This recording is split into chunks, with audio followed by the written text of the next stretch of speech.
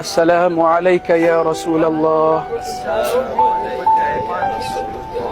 السلام عليك يا نبي الله. السلام عليك يا حبيب الله. السلام عليك يا خير خلق الله.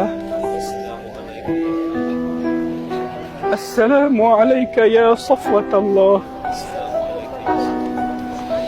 السلام عليك أيها النبي ورحمة الله وبركاته. Ya Rasulullah, kami umatmu telah datang menziarahimu kerana cinta dan rindu kami kepadamu. Akui kami sebagai umatmu ya Rasulullah.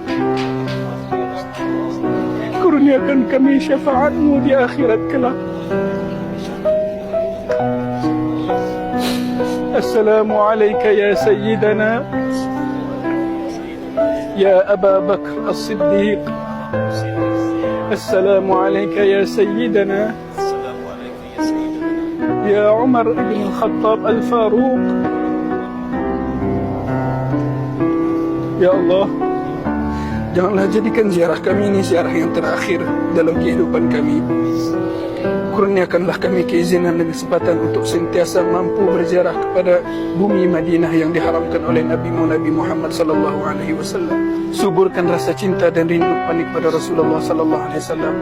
Allahumma ya Allah, sebagaimana Engkau mengizinkan kami untuk menziarahi baginda Nabi Muhammad sallallahu alaihi wasallam di bumi Madinah ini, himpunkan kami bersama baginda ya Allah di dalam syurga-Mu kelak ya Allah. Himpunkan kami bersama baginda di dalam syurga-Mu kelak ya Allah. Himpunkan kami, istri-istri kami, anak-anak kami, kedua ibu bapa kami bersama baginda Nabi Muhammad sallallahu alaihi wasallam di dalam syurga-Mu kelak ya Allah. Ya Allah, kuatkanlah ketakwaan kami, kuatkanlah keimanan kami. Jadikanlah kami hamba-hamba-Mu yang sentiasa bersyukur di atas setiap nikmat-Mu ya Allah. Ya Allah, jadikanlah kami di kalangan umat kekasih-Mu Nabi Muhammad sallallahu alaihi wasallam yang berhak mendapatkan syafaat baginda di akhirat kelak. Sallallahu ala sayyidina Muhammad wa ala sahbihi wasallam. Walhamdulillahi rabbil alamin.